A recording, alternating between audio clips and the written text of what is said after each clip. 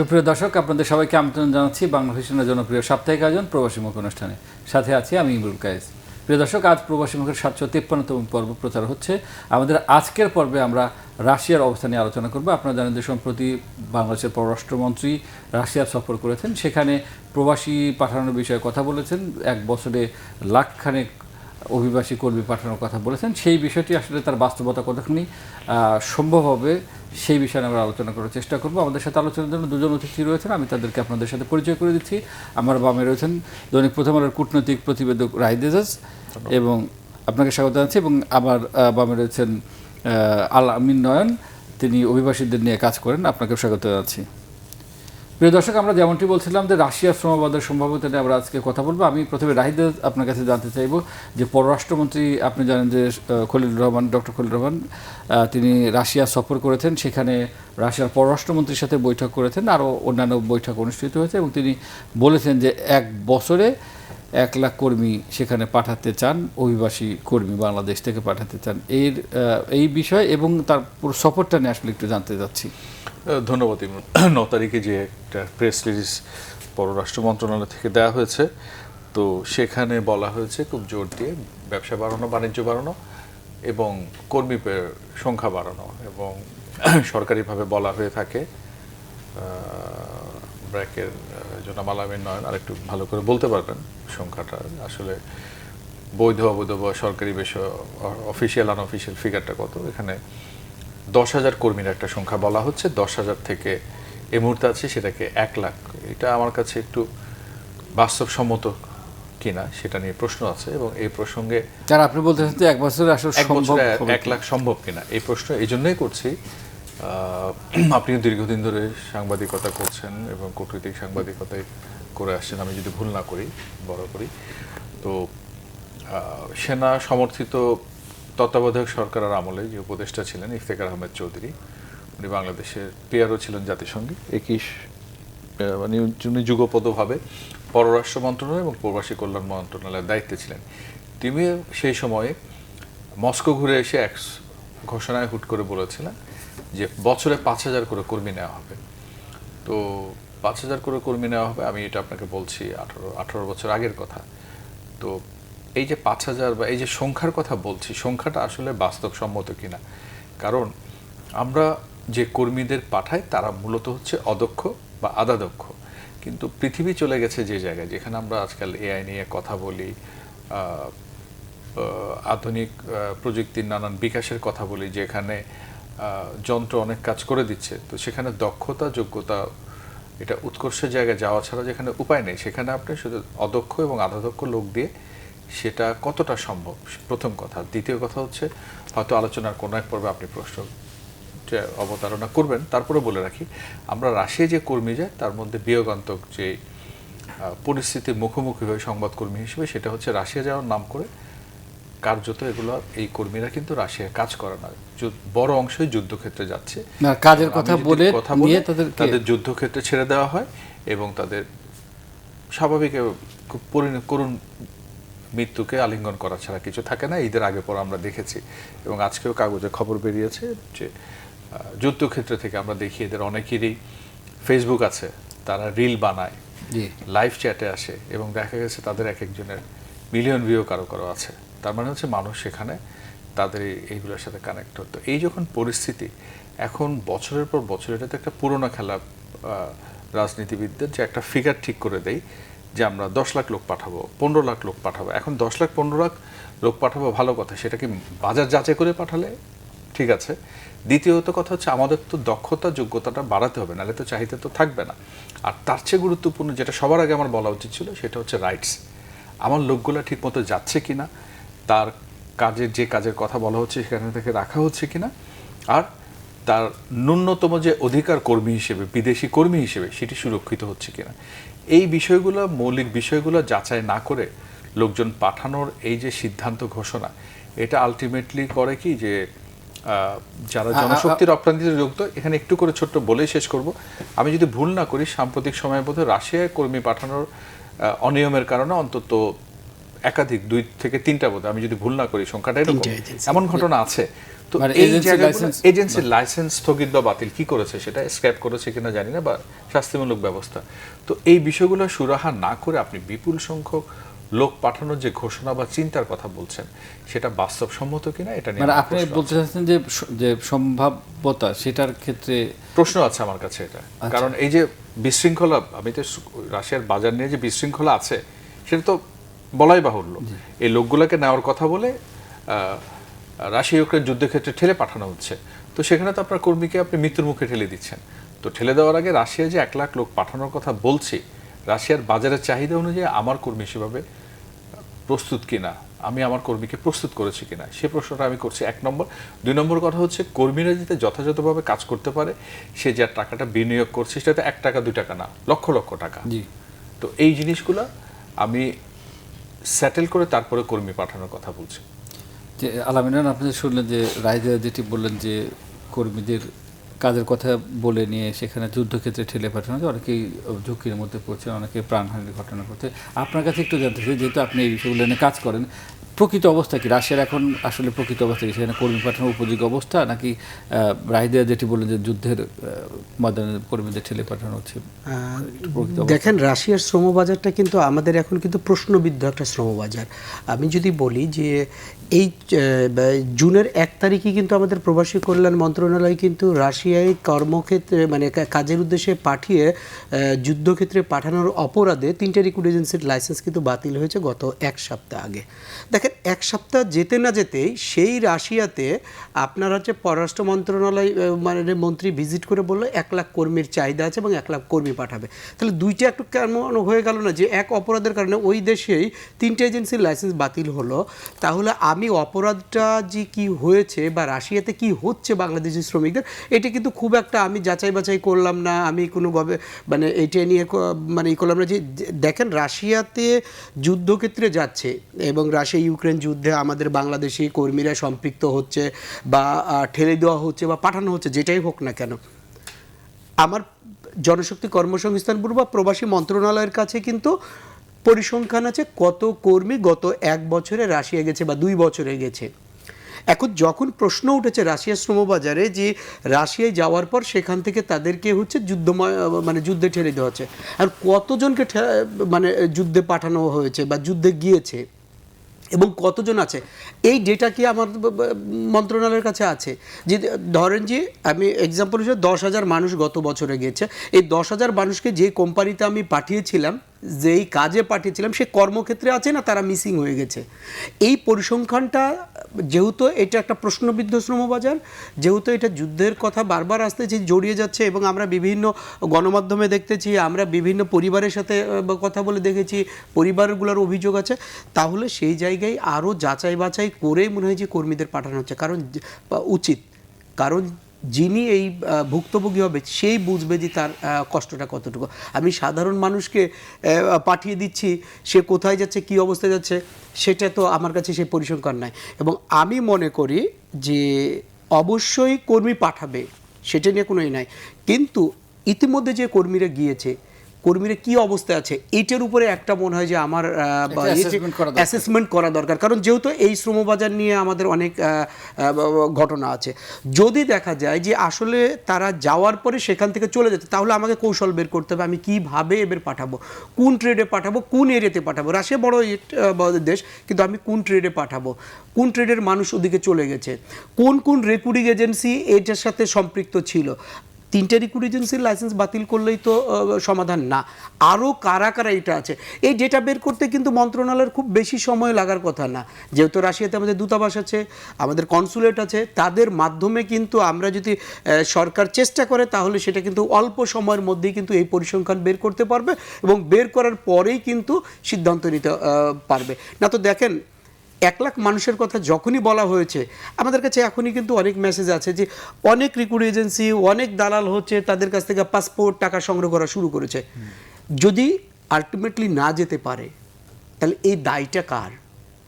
যে আমি প্রকৃত সব কিছু ঠিক করব, আমার পূর্বের ঝুঁকিগুলোকে আমি সেটাকে নিরূপণ করার জন্য আমি অ্যাসেসমেন্ট করব, এরপরে সিদ্ধান্ত নিব আমি লোক যাবে, তারপরে মিডিয়াকে বলবো যে আমি লোক পাঠাচ্ছি বা আমি প্রচারণা করব। অর্থাৎ সকল প্রক্রিয়া সম্পন্ন করার সকল প্রক্রিয়া সময়, যেহেতু এটা আমাদের একটা ঝুঁকিপূর্ণ শ্রমবাজার। উনি যে কথাটা বলছিলেন, আমি বললাম না সংখ্যাটা 3টা, একটা সংবাদ আজকে ছাপা হয়েছে যে 30 যুবককে রাশিয়ায় পাঠিয়ে মানে যুদ্ধের মাঠে ঠেলে দেওয়ার জন্য আরএস ইন্টারন্যাশনাল এবং জাবেলের এবং টিএস এভারসিস নামের 3টা রিক্রুটিং এজেন্সি প্রবাসী কল্যাণ মন্ত্রণালয় লাইসেন্স প্রত্যাহার এবং জামানত বাজেয়াপ্ত।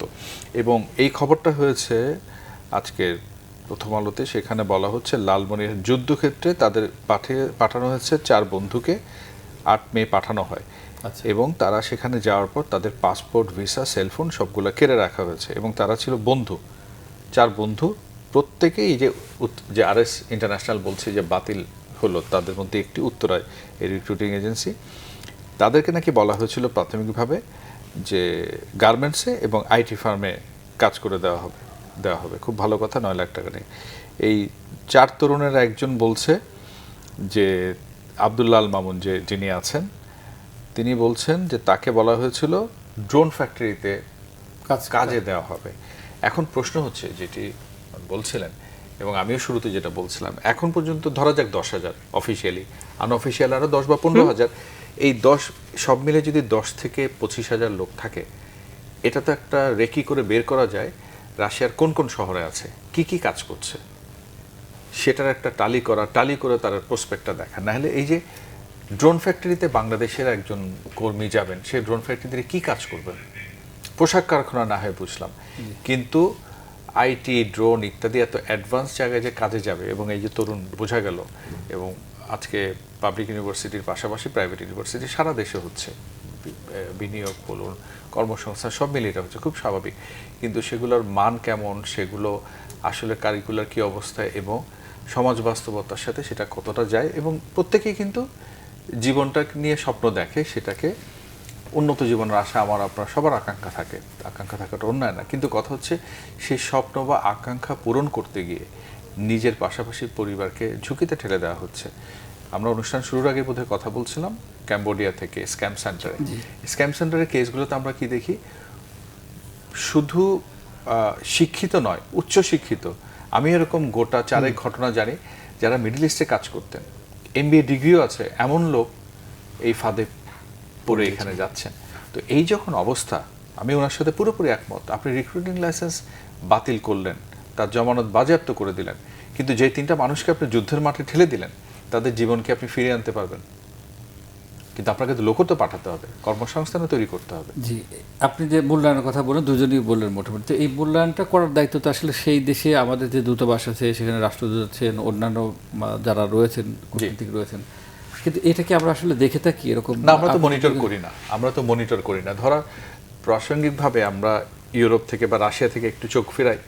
আপনার নিশ্চয় মনে আছে যে সৌদি আরব হচ্ছে আমাদের চিরাচরিত যে বৈদেশিক কর্মসংস্থান বা কর্মী পাঠানোর প্রধান গন্তব্য বা অন্যতম প্রধান, মূলত হচ্ছে GCC কান্ট্রিগুলোতে পাঠায়। সেখানে কয়েক বছর আগে যখন গৃহকর্মী হিসেবে নারীদের পাঠানো হলো, এবং নারীদের পাঠানোর পর কি ভয়াবহ পরিস্থিতি আমরা জেনেছি, আত্মহত্যা করেছেন, অসুস্থ হয়েছেন, নানানভাবে নিপীড়ন, শারীরিক নিপীড়ন তো বটেই, মানসিকও আছে।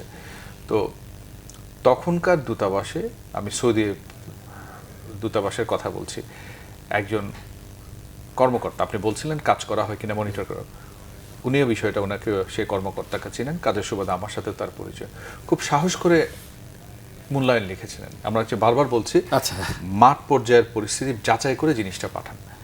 তো তার কপাল ভালো, তার যে রাষ্ট্রদূত ছিলেন, আমি নামও বলতে পারি, গোলাম মসিদ, উনি রাজনীতিবিদ ছিলেন, পলিটিক্যাল কোর্টে তাকে পাঠানো হয়েছিল। তো তিনি তাকে সাহস দিয়েছিলেন, তুমি সাহস করে লিখো।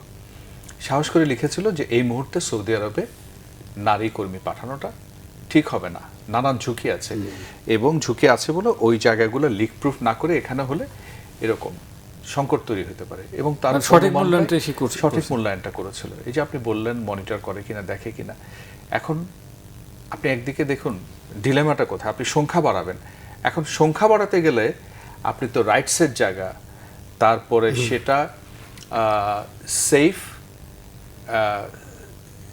সেফ মাইগ্রেশন হচ্ছে কিনা, মাইগ্রেশনের রাইটসগুলো প্রোটেক্ট হচ্ছে কিনা, সেটা করতে গেলে তখন আপনি তো সংখ্যা বাড়াতে পারবেন না। তো তার সৌভাগ্য তার উচ্চপদস্থ কর্মকর্তা তাকে প্রোটেকশনটা দিয়েছিল। এক কথা কি, রাষ্ট্রের, আমি মনে করি রাজনৈতিক অঙ্গীকার, রাষ্ট্রকে ঠিক করতে হবে যে মাঠের পরিস্থিতি যা, সেটা সে কর্মকর্তা সাহস করে বলবে, জানাবে, এবং ঢাকায় পলিটিক্যাল লেভেলে তাকে আপনার ওই সুরক্ষাটা দিতে হবে যে সাহস করে সে মূল্যায়ন বা সঠিক চিত্র দেওয়াতে সে বরঞ্চ পুরস্কার পাবে, শাস্তি না পেয়ে। এখন যদি জিনিসটা এমন হয় যে সঠিক চিত্র জানাতে গেলে তার পলিটিক্যাল মাস্টাররা বিরক্ত হবে, তাহলে সে কি করবে? সে একটা ভুল রিপোর্ট দিবে। আমরা কথা বলছিলাম দূতাবাস ঠিকভাবে সংখ্যা বাড়ানোর পক্ষে যদি বলেন, তাহলে তো এই জিনিসগুলো প্রোটেকশন হবে না। আপনাকে সত্যিকার অর্থে ওখানে দেখতে হবে, যাচাই করে, যে আপনি দূতাবাসের কথা বলছেন, দূতাবাস তো কার নির্দেশে চলে? সরকারের নির্দেশে। এখন সরকার যদি কঠোর হয়, কড়াকড়ি, প্রতি 3 মাসে 6 মাসে তোমার টার্গেট এই কাজগুলো করা, সেই টার্গেট বেঁধে দিয়ে কাজগুলো কি করা হয়? বেসিক জায়গাতে আমরা আসি। ধরেন যেখানে ম্যান পাওয়ার সেন্ট্রিক মিশন আছে, ধরা যায় গালফের 6টা দেশ, ওইখানে সরকার করে দিক না, কোয়ার্টারলি দাও, তুমি হাফ ইয়ারলি দাও, ইয়ারলি রিপোর্ট দাও। যদি তোমার রিপোর্টের ব্যত্যয় ঘটে, তাহলে তোমার বিরুদ্ধে আমি শাস্তিমূলক ব্যবস্থা নিব। আমরা যখন রাশিয়ার কথা বলতেছি বা অন্যান্য নতুন নতুন যে শ্রমবাজারগুলোর কথা বলতেছি, যে আমরা লোক পাঠাবো, তার আগে কি আমরা যে সঠিক মূল্যায়নগুলো করতেছি যে ওই দেশে যে আমার কর্মীগুলো গেছে তারা কি অবস্থায় আছে, তাদের আদৌ ওই কোম্পানিতে আছে কি অন্য কোথাও চলে গেছে, বা তারা কোনো ঝুঁকির মধ্যে আছে কিনা, এই মূল্যায়নগুলো কিন্তু আমরা দেখি না। এবং আপনি দেখবেন যে প্রত্যেকটা নিয়োগ অনুমতিপত্রে যখন প্রবাসী মন্ত্রণালয় কোনো রেকর্ড এজেন্সিকে নিয়োগ অনুমতিপত্র দেয়, সেখানে কিন্তু একটা মানে সেকশনই আছে যে প্রত্যেকটা কর্মী প্রেরণের পরে এই প্রতিবেদন জমা দিতে হবে কিন্তু দূতাবাসের কাছে, যেটা আমাদের জনশক্তি কর্মসংস্থান ব্যুরোতে তারা বিষয়টি মনিটরিং করবে। এখন আসেন রাশিয়া বলি বা অন্যান্য যে সকলই দেশের কথা বলি না কেন, এই প্রতিবেদনটা কি আছে কি না। আমি নতুন শ্রমিক পাঠানোর চাইতে তো আগে দেখতে হবে যারা গেছে তাদের সুরক্ষাটা কতটুকু নিশ্চিত হয়েছে, আদৌ সেখানে কোন ক্যাটাগরিতে কাজ আছে, এইটা করার পরেই কিন্তু আমাকে এই সিদ্ধান্তগুলো নিতে হবে। আপনি দেখেন, যদি প্রাসঙ্গিক একটা বলে, কঙ্গোর মতো দেশে কিন্তু 5,000 বাংলাদেশিকে পাঠানো হয়েছে, তারা আদৌ ওখানে কি অবস্থায় আছে, এটা কি আমার কি মন্ত্রণালয়ের কাছে কি এই প্রতিবেদন আছে? আমরা ব্রাজিলে দেখেছি লোক পাঠিয়েছে, সেই কর্মী ব্রাজিল থেকে চলে গেছে হচ্ছে ল্যাটিন আমেরিকার দেশ পার হয়ে, মেক্সিকো পার হয়ে আমেরিকাতে চলে গেছে। তাহলে আমি যে দেশে পাঠালাম, যে কোম্পানিতে কর্মী পাঠালাম, সেই কোম্পানিতে আমি অল্প সংখ্যক পাঠানোর পরে তো ওখানে মূল্যায়ন করবো যে সেই কোম্পানি সেই জায়গায় সেই দেশে আমার কর্মী আছে কিনা। যদি আমার কর্মী ওই দেশ থেকে অন্য কোনো দেশে যায়, ওটাকে যদি ট্রানজিট দেশ মানে হিসাবে নেয়, তাহলে আমাকে কিন্তু সেই জায়গায় কৌশল নিতে হবে আমি কিভাবে পাঠাবো, না হলে কিন্তু এই প্রবণতা থাকবে। আপনি রাশিয়ার যে ইস্যুতে করছে, আমরা দেখেছি 2025 সালে একটা রিক্রুটিং এজেন্সির নাম বারবার আসছিল, যেই রিক্রুটিং এজেন্সির 1000-এরও প্লাস বাংলাদেশিদের পাঠিয়েছিল বৈধভাবে, কিন্তু এগুলো গেছে। কেউ কিন্তু যুদ্ধক্ষেত্রে গেছে, অবৈধভাবে ভিজিট বিষয়ে এরকম সংখ্যা কম, সব কিন্তু জনশক্তি ব্যুরোর ছাড়পত্র নিয়েই কিন্তু গেছে। তাহলে তো জনশক্তি ব্যুরোর তো মনিটরিং করাটা খুবই ইজি, কারণ তাদের কাছে প্রত্যেকটা ডেটা আছে, প্রত্যেকটা নিয়ন্ত্রণ এরিয়া আছে, কোন কোম্পানিতে গেছে, কোথায় গেছে, কবে গেছে। দূতাবাসের মাধ্যমে নিতে কিন্তু খুব বেশি মানে বেগ পেতে হবে না। আপনাকে যদি ছাড়পত্র যদি নিয়ে দেয়, তাহলে সেখানে তো তাদের এই বিষয়গুলো আপনার চেকিং দেয়া খুবই সহজ বা খুবই, কিন্তু হয় না কেন? এখানে কি মানে টাকা পয়সার বিষয় নাকি অন্য কি বিষয়? আমার কাছে যেটা মনে হয়, আমি নিজেও বিদেশ ফেরত কর্মী, আমার কাছে মনে হয় যে জনশক্তি কর্মসংস্থান ব্যুরো শুধুমাত্র মনে হয় যে ছাড়পত্র দেওয়ার জন্যই তাদের দায়িত্ব, আর কোনো দায়িত্ব নাই। শুধু বিএমইটি হয়ে যাবে, তারপরে কি হচ্ছে এই দায়িত্ব নেই, কিন্তু পুরো দায়িত্ব কিন্তু তাদের। আপনি দেখেন যে বন্যা বিজয় নামে একটা রিক্রুটিং এজেন্সি, যে হচ্ছে সিনোপিক কোম্পানিতে হচ্ছে পাঠানো হয়েছিল এর আগে 2025 সালে, যে আমরা প্রতিবেদন দেখেছি, আমরা এই ভিকটিমগুলো নিয়ে কাজও করেছি, যারা মারাও গেছে তারা সবাই কিন্তু জনশক্তি ব্যুরোর ছাড়পত্র নিয়ে আপনার বন্যা বিজয় এজেন্সি পাঠিয়েছে সিনোপিক কোম্পানি থেকে তাদেরকে পাঠানো হয়েছে যুদ্ধক্ষেত্রে। এখন আসেন, এই বন্যা বিজয়ের কিন্তু 2020 সালে কিন্তু আলজেরিয়াতে মানে কর্মী পাঠানোর অপরাধে তার লাইসেন্স কিন্তু বাজেয়াপ্ত তখন করা হয়েছিল, এবং তাকে কিন্তু আপনার হচ্ছে যে তার নামে মানব পাচার আইনে একাধিক মামলা ছিল। ওই সময় বিভিন্ন মিডিয়ায় আছে, গভর্নমেন্টের কাছে প্রতিবেদন ছিল। সেই কোম্পানিকে আপনি 4 বছর পরে আবারও ঝুঁকিপূর্ণ দেশে রাশিয়াতে পাঠানোর অনুমোদন দিলেন, এবং এই ঘটনাই ঘটলো। তাহলে তার বিরুদ্ধে কি ব্যবস্থা নিয়েছি? তাহলে এগুলা যদি আমি এই প্রোটেকশনের জায়গাগুলোকে যদি ঠিক না করতে পারি, রাষ্ট্র সরকার যদি ঠিক না করতে পারে, শুধু কর্মী পাঠালেই হবে না, আমার যাতে ঠিকভাবে যায়। কোন কোম্পানি, রাশিয়া এতক্ষণ পর্যন্ত এই যে গত 3-4 বছরে যে কর্মী গেছে, এই কর্মীর মধ্যে যারা পাঠিয়েছে যেসব এজেন্সি, এদের কি কোনো গ্রেড করতে পেরেছে যে কে কার কর্মী গিয়ে ভালো আছে, কে কি আছে?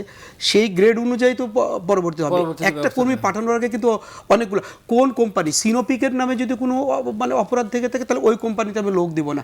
রাশিয়ান কোন কোন কোম্পানিতে যাওয়ার পরে কর্মী নাই বা কর্মীদের অভিযোগ আছে কোম্পানির নামে, সেটার কি আমরা কি কোনো মানে মনিটরিং করতে পারছি কিনা, আমাদের কাছে সেই প্রতিবেদন আছে কিনা?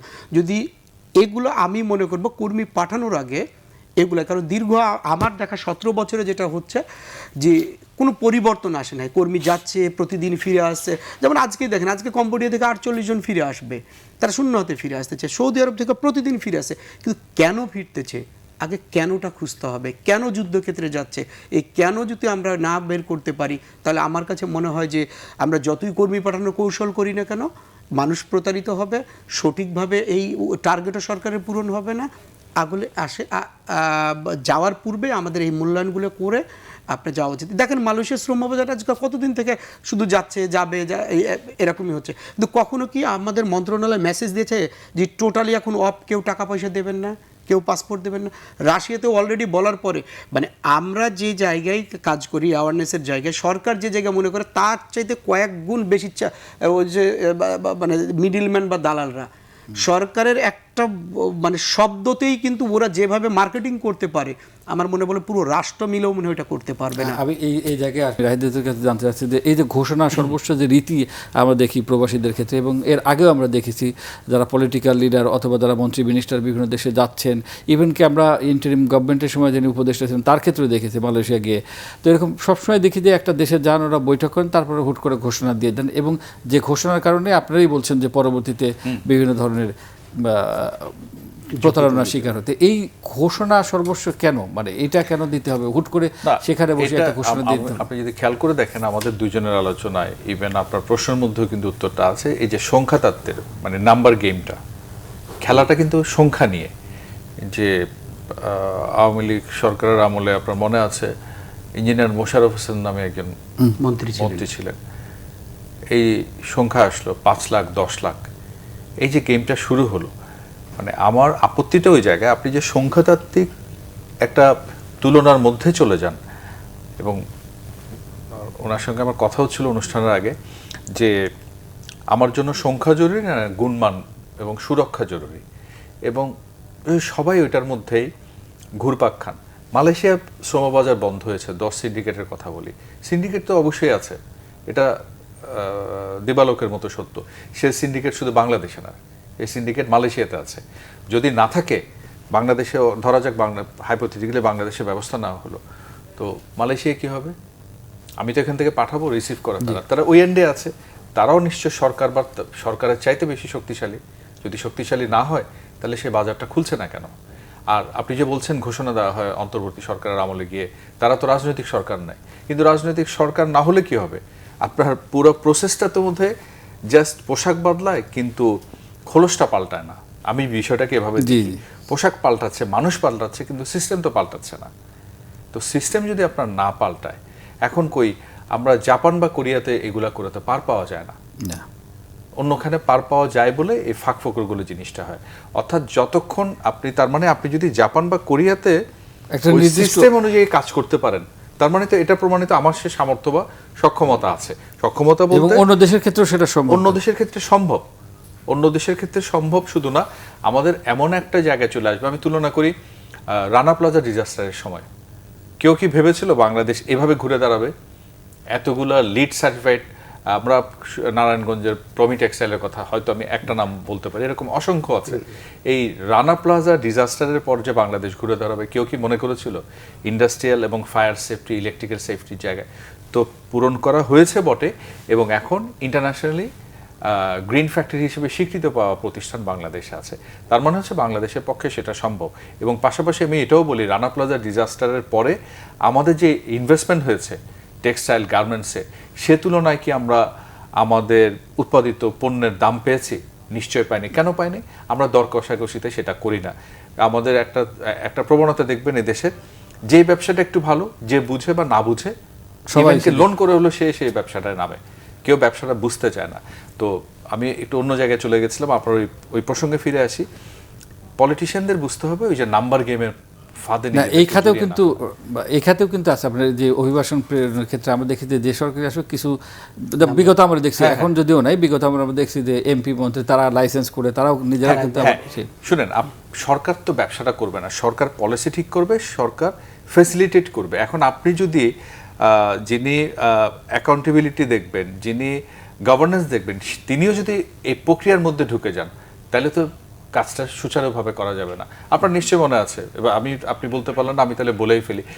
বিগত সরকারের শাসক দলের এমপি হতে হবে, সেই এমপি ব্যবসাও করছেন, আবার সেই ইন্ডাস্ট্রির যে অ্যাসোসিয়েশন আছে সেটাকে লিড দিচ্ছেন।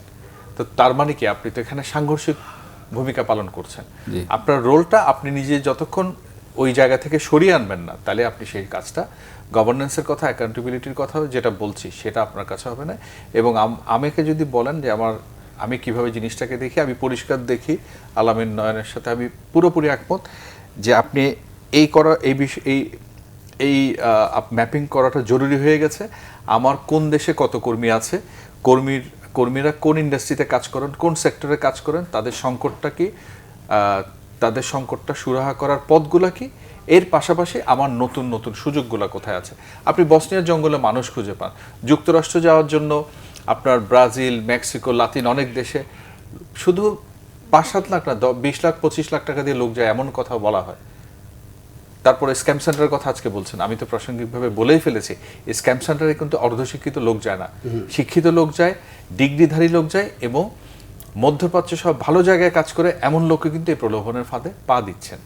আলামিন, এই বিষয়ে আপনি যদি, মানে আমরা যেহেতু অনুষ্ঠানের শেষ দিকে চলে এসেছি, যদি একটু সংক্ষেপে বলেন। আমি একটা জিনিসই বলবো যে এই টোটাল উদ্যোগের ক্ষেত্রে প্রতারণা বন্ধ বা মানুষের বিপদ যে পড়ছে, এটার জন্য আমার কিন্তু মন্ত্রণালয় বা রাষ্ট্রকে দায়িত্বটা নিতে হবে এবং করতে হবে। একটা মানুষও যাতে কোনো বিপদে না পড়ে, এটা নিশ্চিত করার দায়িত্ব কিন্তু রাষ্ট্রের।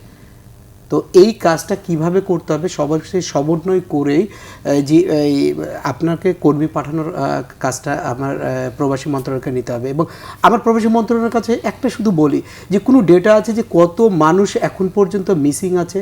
আমরা বিভিন্ন সময় নিউজে দেখেছি জঙ্গলে পাওয়া যাচ্ছে, বিভিন্ন জায়গায় পাওয়া যাচ্ছে, কত মানুষ ফিরে নাই, এই পরিসংখ্যানটাও কিন্তু তুলে ধরতে হবে আমার মন্ত্রণালয়কে। তাদের কাছে ডেটাবেজ আছে, এটা কিন্তু খুঁজে বের করা কিন্তু খুব একটা কঠিন কাজ না। তো সর্বোপরি যেটা বলবো সেটা হচ্ছে যে কোনো দেশে কর্মী পাঠানোর আগে পূর্বের কর্মীদের বিষয়গুলো ভালো করে যাচাই বাছাই করেই মনে যে নতুন কৌশল নেওয়া উচিত, কীভাবে কর্মী যাবে, আদৌ যাবে কি ওই দেশে যাবে না, বা গেলেও কি প্রক্রিয়ায় যাবে।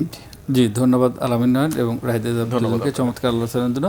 আপনাদের কথা যেটি আসলে এসছে যে নতুন শ্রমবাজার খুঁজতে হবে, বা যেটা আমরা বলে থাকি আর কি সবসময়, তো সেই শ্রমবাজারটির আসলে সম্ভাব্যতা সব কিছু যাচাই বাছাই করতে হবে। প্রিয় দর্শক, আমাদের দুজন আলোচক অত্যন্ত চমৎকারভাবে তুলে ধরেছেন। রাশিয়ার শ্রমবাজার নিয়ে আমরা আলোচনা করেছি, সেখানে শ্রমবাজার সম্ভাব্যতা নিয়ে বিভিন্ন দিক নিয়ে আমরা আলাপ আলোচনা করেছি। যারা যেতে চান তাদেরকে অবশ্যই সেই সমস্ত বিষয় অবগত হয়ে তারপরে যেতে হবে। আমরা অনুষ্ঠান শেষ করব। সবাই ভালো থাকুন, সুস্থ থাকুন, আল্লাহ হাফেজ।